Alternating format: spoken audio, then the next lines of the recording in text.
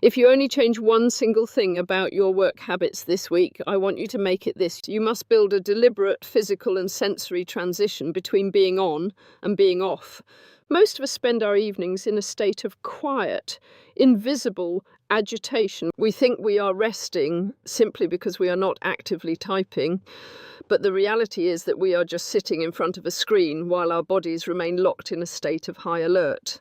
We finish a grueling 10-hour day, close our laptop, walk 3 feet to the couch and wonder why our chest still feels tight. We blame our stress levels, our demanding boss, or our endless to-do list, but the real culprit is far more mechanical. We have completely forgotten how to tell our bodies that the workday is actually over.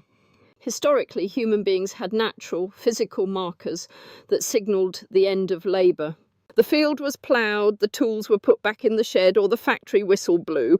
There was an undeniable, tangible visual cue that work had ceased. Today, as knowledge workers, our labour is largely invisible. There is no physical stack of papers that is completely gone at 5 p.m. There is only an infinite scroll of emails, messages, and project boards that refresh every few seconds. Because our work is never truly finished, our brains are denied cognitive closure. When you close your laptop and immediately start making dinner or scrolling on your phone, your brain treats those open unfinished work loops as active threats.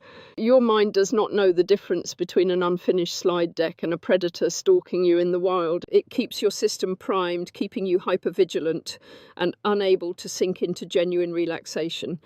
To understand why this happens, we have to look at how our autonomic nervous system is wired.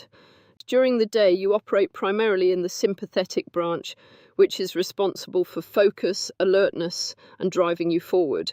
To recover, you must cross the bridge into the parasympathetic branch, which regulates rest, digestion, and cellular repair. The critical mistake we make is assuming that taking our foot off the gas is the same thing as putting on the brakes. It is not. When you simply stop working without a deliberate transition, you are coasting at 80 miles per hour in neutral. Your engine is still roaring even if you are not actively moving. Your nervous system does not understand abstract concepts like it is 5 o'clock or I am done with my spreadsheets. It only understands physical, sensory, and environmental inputs.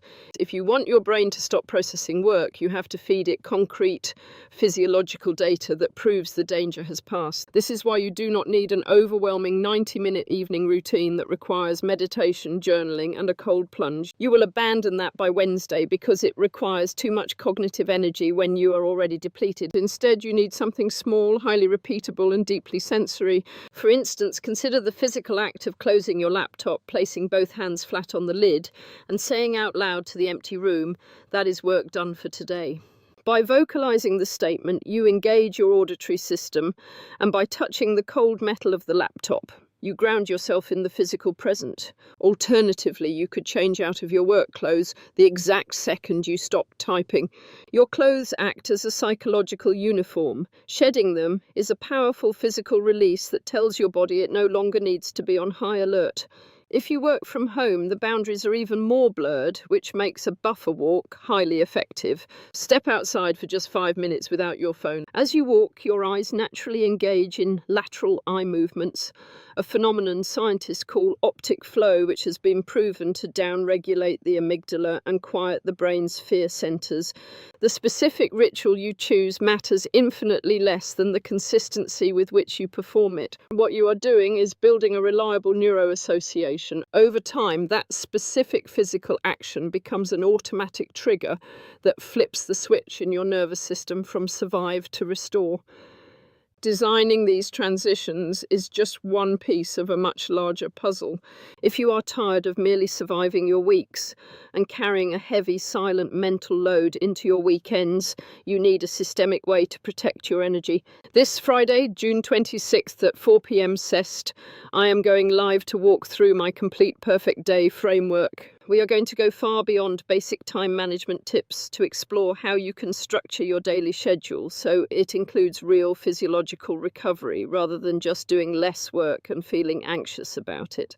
I will show you how to design your own high-impact transition rituals and protect your energy so you actually have something left for yourself at the end of the day.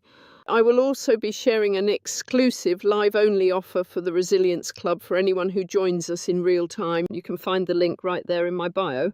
Head over, save your spot, and I will see you there.